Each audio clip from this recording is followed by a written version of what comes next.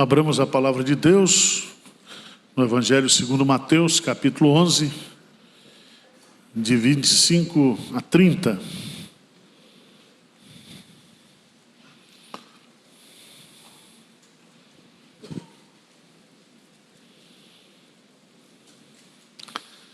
Mateus, capítulo 11, versos 25 a 30.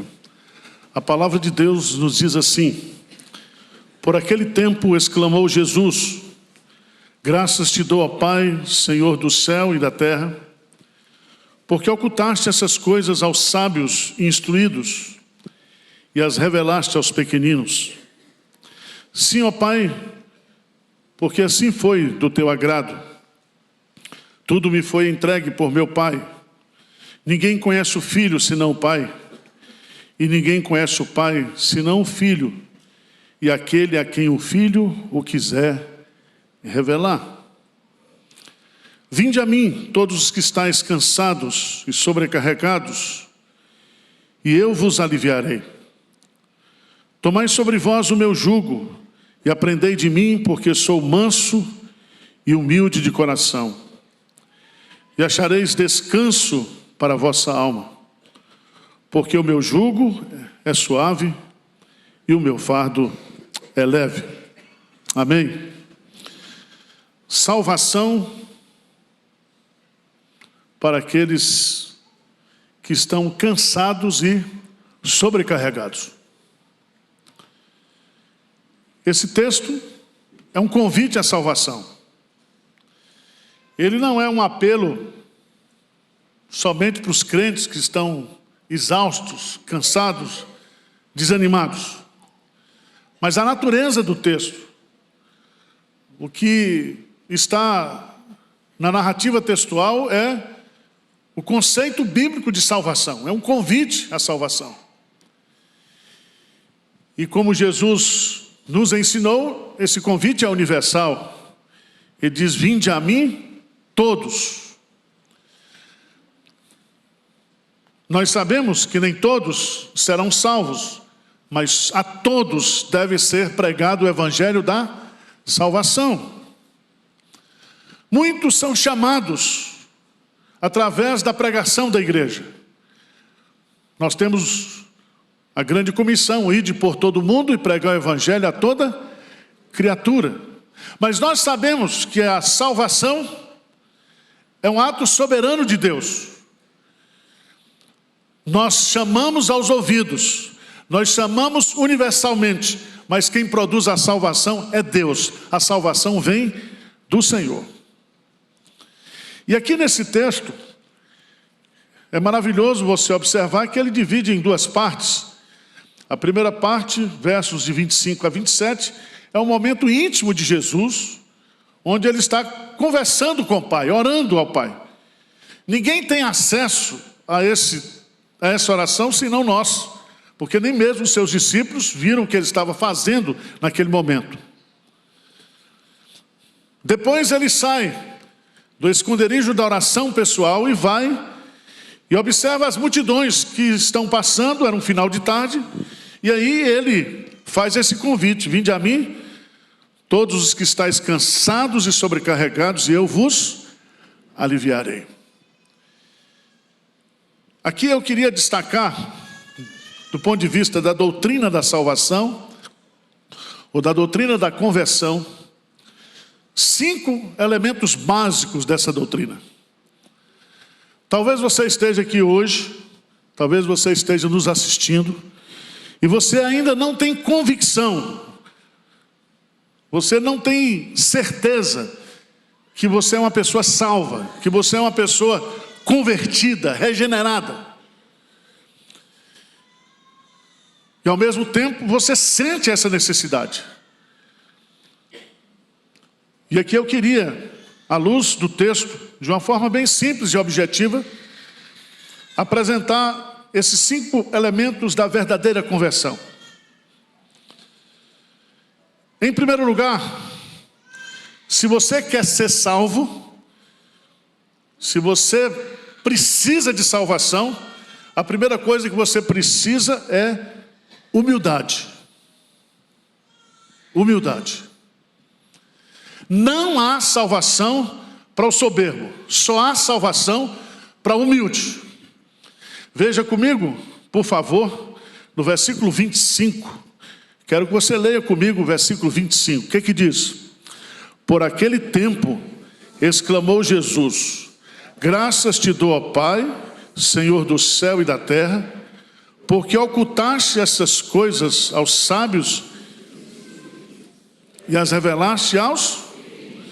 Veja que Jesus aqui ele fala de uma ocultação e de uma revelação.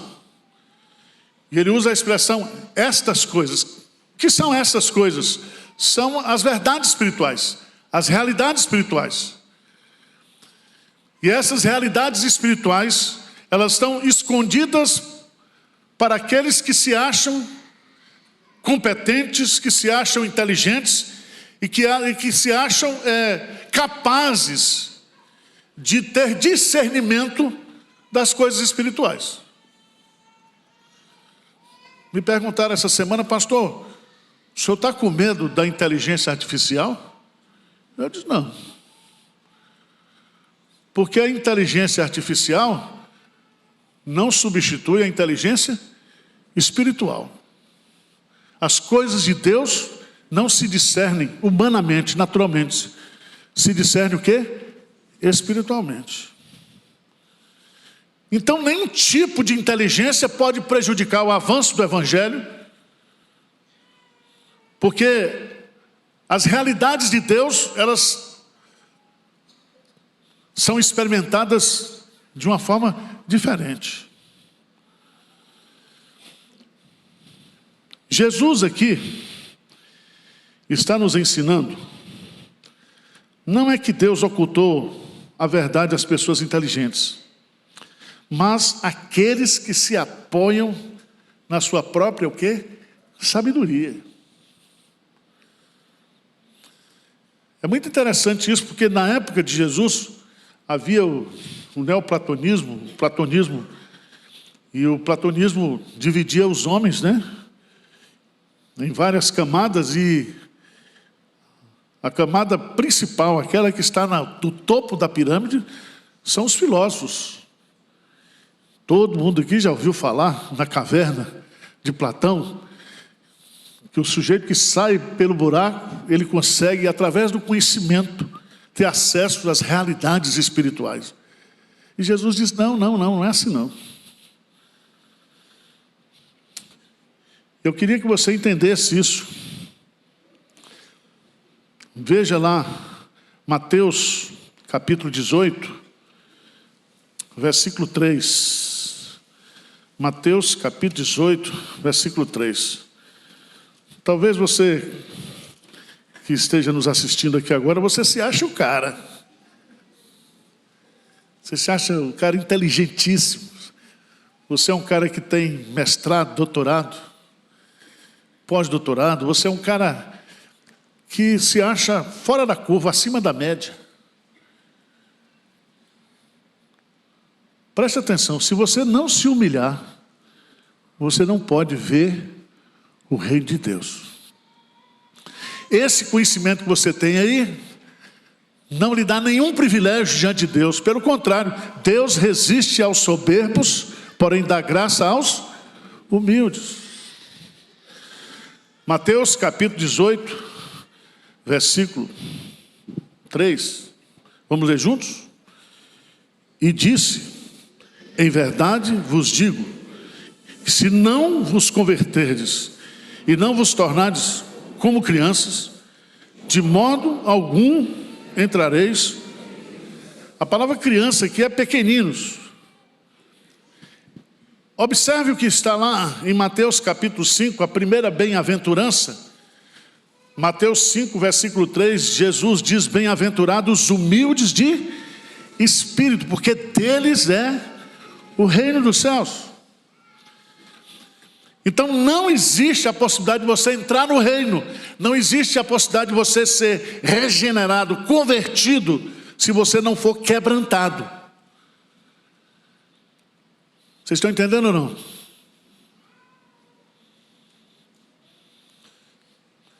Há muitas pessoas que querem entender para crer. Mas não funciona assim. Você precisa crer para entender. Jesus diz para Pedro e os demais discípulos: não quereis vós retirar-vos? E Jesus e Pedro respondem: para quem iremos nós? Se nós temos crido e conhecido que tu és o Cristo, o Filho do Deus vivo.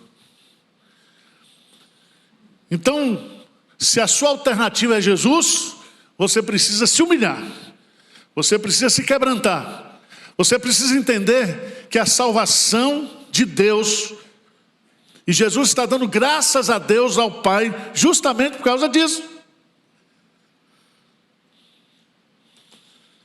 Se você observar o que Paulo diz lá em 1 Coríntios, por favor, 1 Coríntios, capítulo 1, Paulo vai nos mostrar que a cruz de Cristo nos humilha.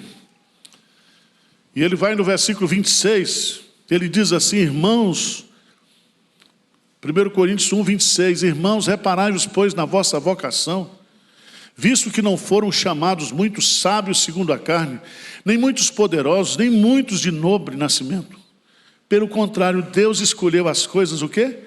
Loucas do mundo, para envergonhar os sábios. Escolheu as coisas fracas do mundo, para envergonhar as fortes. E Deus escolheu as coisas humildes do mundo, e as desprezadas, e aquelas que não são, para reduzir a nada as que são, ou que pensam que são, a fim de que ninguém se vanglorie na presença de Deus.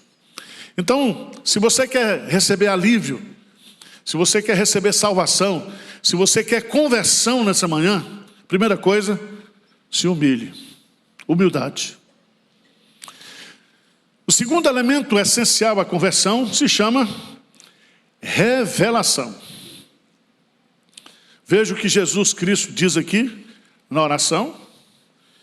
E Jesus aqui está sendo bem calvinista.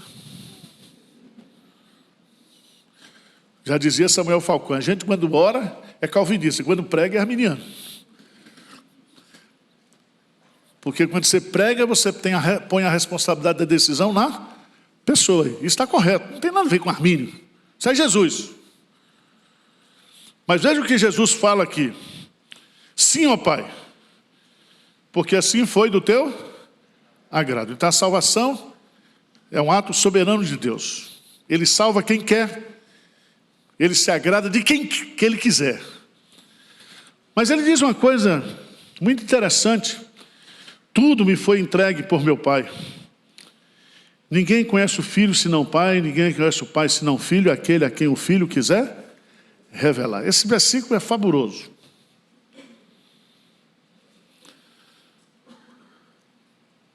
Jesus diz: tudo me foi entregue por meu Pai. Irmãos, isso é uma das expressões mais bonitas, porque é a primeira vez que Jesus chama Deus de meu Pai. Ele sempre usou nosso Pai, nosso Pai, nosso Pai, vosso Pai que está nos céus. Mas agora ele chama Jesus de meu Pai. E o que significa isso? Significa que Jesus Cristo está reconhecendo a sua divindade, a sua soberania. Ele está, com essa expressão meu Pai, revelando a singularidade do Filho como unigênito de Deus, colocando-se numa igualdade absoluta com o Pai. Eu e o Pai somos um. Mas o que é interessante é que ele diz: tudo me foi entregue. Tudo. Não a metade, mas tudo me foi entregue por meu Pai. E é tão bonito isso, porque trata-se aqui de uma declaração da sua soberania, uma alegação clara da sua divindade, e também um reconhecimento que toda autoridade me foi dada nos céus e na terra. E esse Cristo, que é igual ao Pai, que é soberano igual ao Pai, que tem autoridade sobre tudo, ele tem autoridade sobre quem ele quer salvar ou não quer salvar. E ele diz claramente: ninguém conhece o Filho senão o Pai. Ninguém. Tal conhecimento é inacessível. Ninguém tem acesso ao Pai como Jesus tem. E aí ele vai dizer: e ninguém conhece o Pai senão o Filho, e aquele a quem o Filho quiser revelar. Então presta atenção. Conversão não é um ato de conhecimento seu pela sua inteligência. É um ato de revelação. Cristo então se revela a você.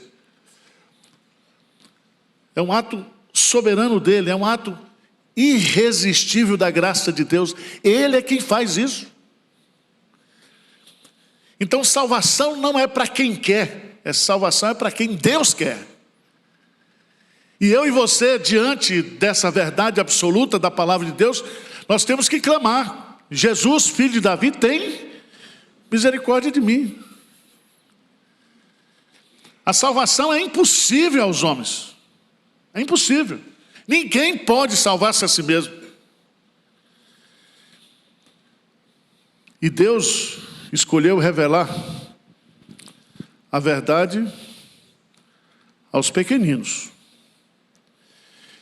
Em dependência completa e destituídos de sabedoria humana, estes recebem a revelação da verdade divina.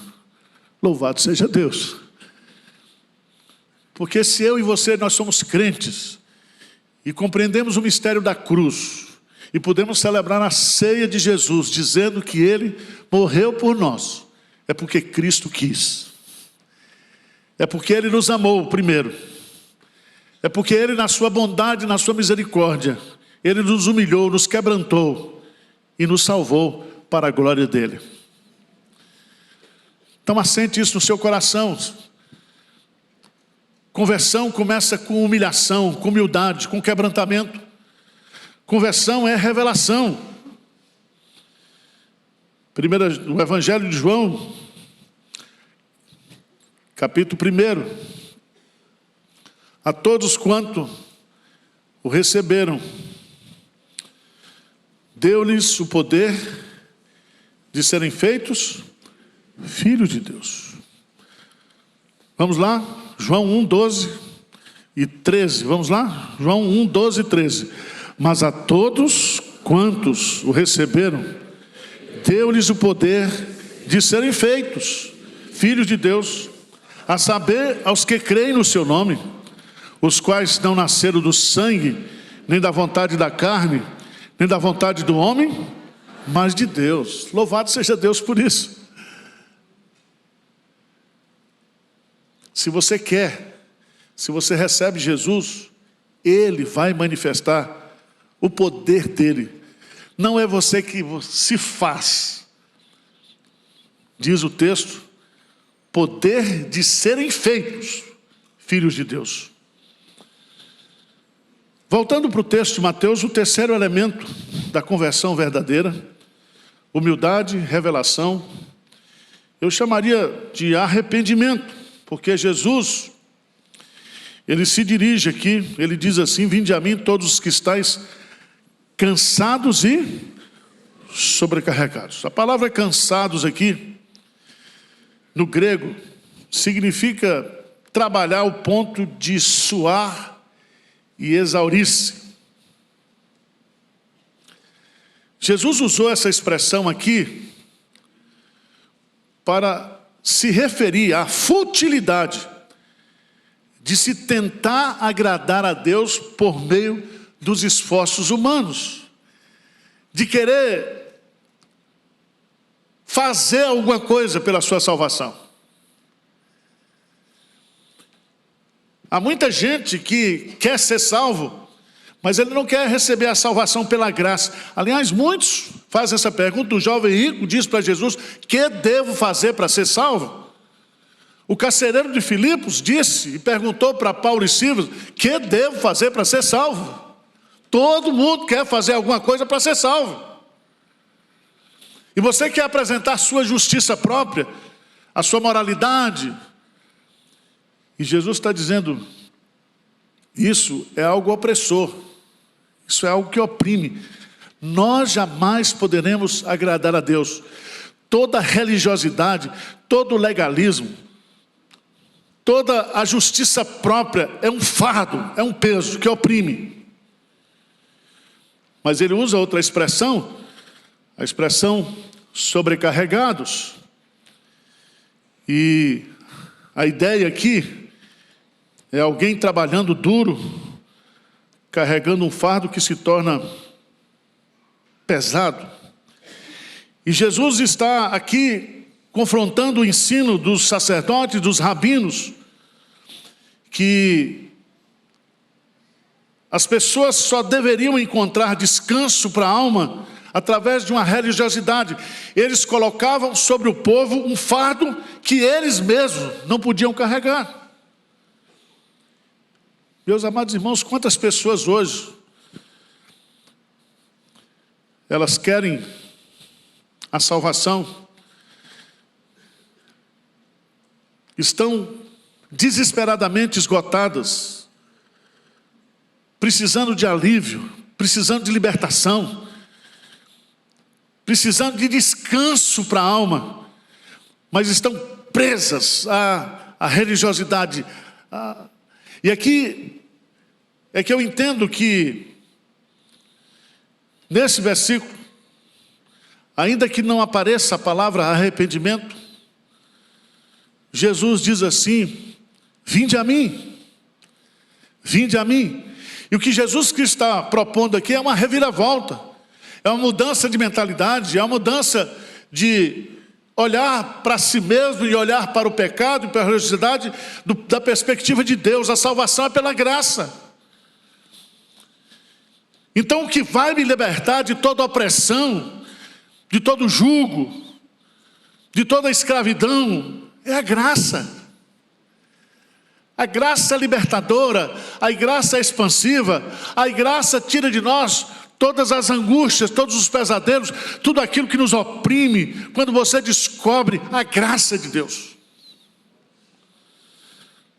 A graça nos ensina que nós não precisamos fazer nada para que Deus ame mais ou menos a gente, porque Ele nos ama até o fim. E o amor dele é eterno, o amor dele é imensurável, o amor dele é incondicional, o amor dele é para aqueles que entendem a sua impotência, a sua inabilidade, a sua incapacidade de fazer alguma coisa para agradar a Deus. Primeiro elemento, humildade. Segundo elemento da conversão, revelação. Terceiro elemento, arrependimento. Arrependimento. Quarto, a fé. Quando você fala em conversão, esses dois elementos estão presentes. O arrependimento é a desistência de andar no caminho que você estava caminhando, de abrir mão dos seus pensamentos, das suas ideias, da sua justiça própria, dos seus conceitos. É uma mudança de mente, uma mudança de sentimento, uma mudança de atitude. E você vai para Deus, e você vai para Jesus, e Ele diz: vinde a mim, todos que estáis cansados e sobrecarregados, e eu vos aliviarei. Vinde a mim equivale a dizer: creio em mim. É Jesus dizendo: eu sou o pão da vida. O que vem a mim jamais terá fome, e o que crê em mim jamais terá sede. Ir a Jesus é crer nele, na sua pessoa, nos seus ensinamentos. A fé é o outro lado, é o lado positivo do arrependimento. Eu abro mão de tudo para ter Jesus como meu tudo a partir de agora. O objeto da fé salvadora não é um credo, nenhuma igreja, nenhum pastor, nenhum conjunto de rituais ou cerimônias. Jesus é o objeto da fé salvadora. Ele é o autor e o consumador da nossa fé. Você não é salvo porque é presbiteriano. Você não é salvo porque você é calvinista. Você é salvo porque você é de Jesus e você tem Jesus como seu único e suficiente Senhor e Salvador.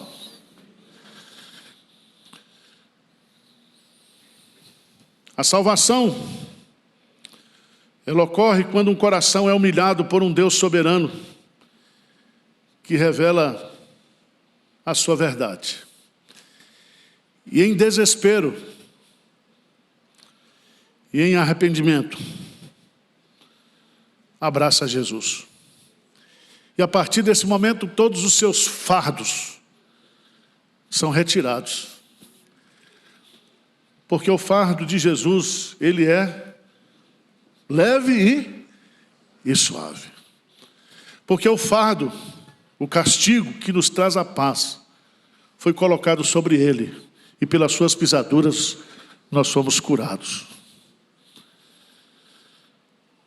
Mas o último elemento da conversão verdadeira é a submissão, é o discipulado.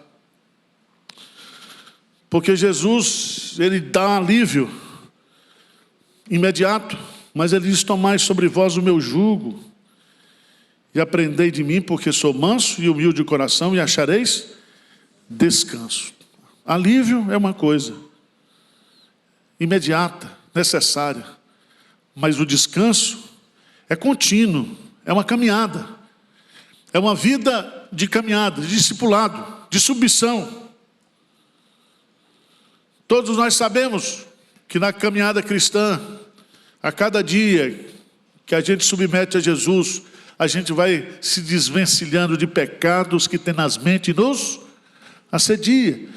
Nós vamos sendo libertados de pecados do velho homem que estão sendo vencidos, que estão sendo subjugados, que estão sendo mortificados, e as virtudes de Cristo começam a se evidenciar na nossa vida, porque ele diz: aprendei de mim.